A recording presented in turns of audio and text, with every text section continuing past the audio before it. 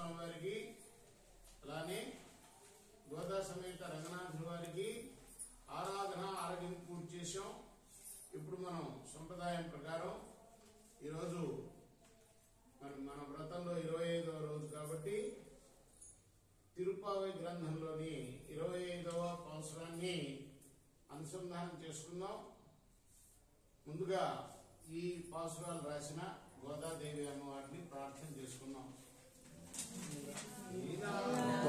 స్తనగిరితటి సుందముందోద్య కృష్ణం పాద్యం సంస్కృత్యత సురసిద్ధమధ్యాపయంతి స్వాదిష్టాయాం సృజనిగలితం యావలాకృత్య భుంక్తే తస్సై నమైదమిదం భూయేవాస్తు భూయః శతమతమణిమాలా చారుకల్లారాస్తా స్తనభరణ విదాంగి సాంద్రవాత్సల్య సింధుః అలక వినిత వినిసగ్విరా కృష్ణనాథ విలసతుందృతి గోదా విష్ణు చిత్తాత్మజా నమః కర్కటే పూర్వ ఫాల్గుణ్యాం తులసీ కాననోద్భవాం పాండ్యే విశ్వంభరాం గోదాం వందే శ్రీరంగనాయకీం.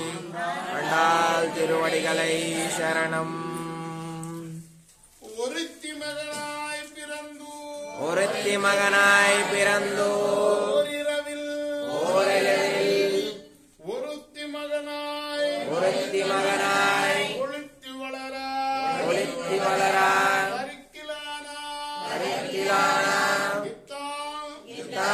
தீங்கு நினைந்த கருத்தை பிள்ளை வித்து கஞ்சன் வைத்தல் நெருப்பென்ன நின்ற நெடுமாலே உன்னை அறுத்தித்து வந்தோம் அரை அருத்தியாகில் திருத்தக்க செல்வமும் சேவகமும் யாம் பாடி வருத்தமும் இருந்து மகளிந்தோர் எம்பாவாய்.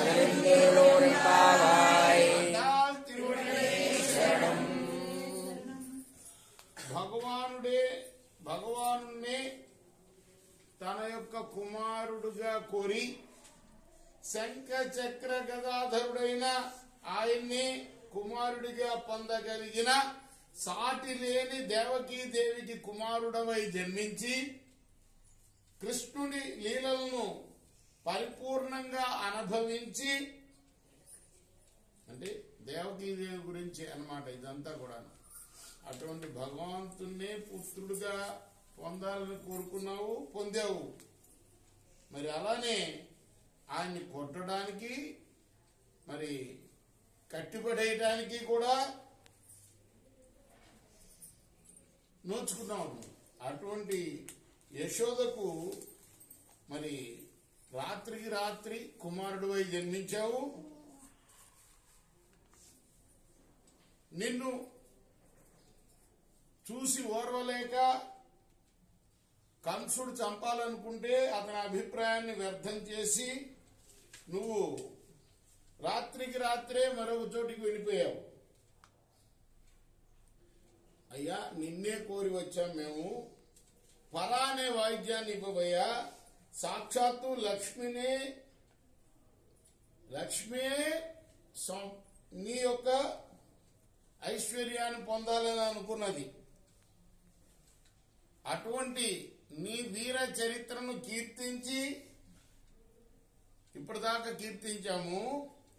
ఇప్పుడు మేము మా శ్రమనంతా వీడి హాయిగా ఆనందిస్తున్నాం. ఎందుకంటే నువ్వు దర్శనం ఇచ్చావు కాబట్టి. ఆండాల్ శరణం. ఇప్పుడు మన సాంప్రదాయం ప్రకారం కులశేఖర ఆళ్వారు రచించిన ముకుందమాల స్తోత్రంలోని 9-10 శ్లోకాలు చెప్పుకున్నాం. కరచరణ సరోజే కాంతిమన్నేత్రమీనే శ్రమముషి భుజవీచి వ్యాకులే అగాధ మార్గే హరిసరసి గాహ్యాపేయ తేజో జలౌఘం తేజో జలౌఘం భవమరు భవమరు పరుఖిన్న పరుఖిన్న ఖేదమచ్చర్చయామి. ఖేదం మధ్యజామి. శ్రీహరి అనే సరోవరంలో నేను మునకలేస్తున్నాను. ఆయన కరచరణాలే తామరలుగాను, కాంతిపూరితమైన ఆయన యొక్క కళ్ళే మీసాలుగాను, విశాల భుజాలు పెద్ద అలలుగాను భావిస్తూ ఉన్నాను. ఈ తటాకం చాలా లోతుగా ఉన్నది. అనాదిగా సంసారం అనే మరుభూమిని చొచ్చి అన్ని దుఃఖాలను అనుభవిస్తున్న నాకు ఇప్పుడు శ్రీహరి అనే ఈ కొలను కనపడింది. అందులో మునగడంతో నా తాపాలన్నీ కూడా తీరిపోయాయి అని ఈ శ్లోకానికి అర్థం. సరసి జనయనే సరసి జనయనే చక్రే వశంఖ చక్రే పురభిధి పురభిధి మా విరమస్య మా విరమస్య చిత్తరంతుం స్వచిత్తరంతుం సుఖతరమపరం సుఖకరమపరం నజాతు జానే నజాతు జానే హరిచరణ హరిచరణ స్మరణామృతేన స్మరణామృతేన తుల్యం. ఓ మనసా తనకు తనే చెప్పుకుంటున్నాడు కులశేఖరులు వారు.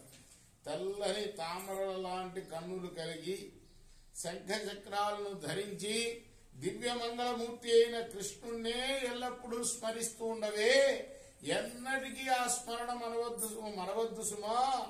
అలాంటి శ్రీమన్నారాయణుడి యొక్క పాదపద్మాలను స్మరించడం అనే అమృతానికి సమానమైన సుఖం మరొకటి లేదు సుమా అని శ్లోకానికి అర్థం అంటారు. దేవుడికి ఇప్పుడు మనం మా గురువు గారు డివి రంగాచార్యులు గారు రాసిన గోదాదేవి గ్రంథంలోని కొంత భాగం పారాయణం చేసుకున్నాం.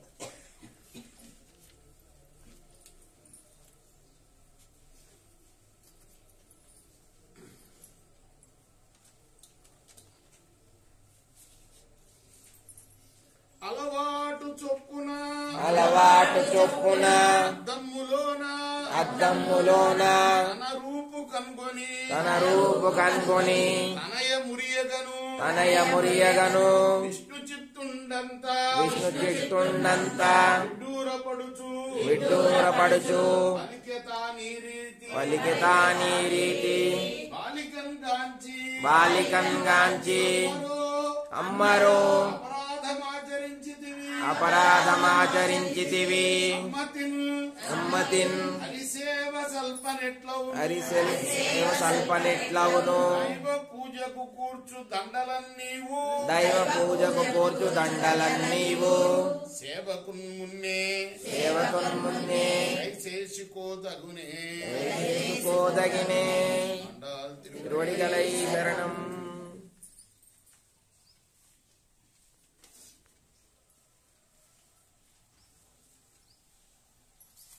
ఇప్పుడు మనం హారతినిచ్చి తీర్థప్రసాదాలు స్వీకరిద్దాం.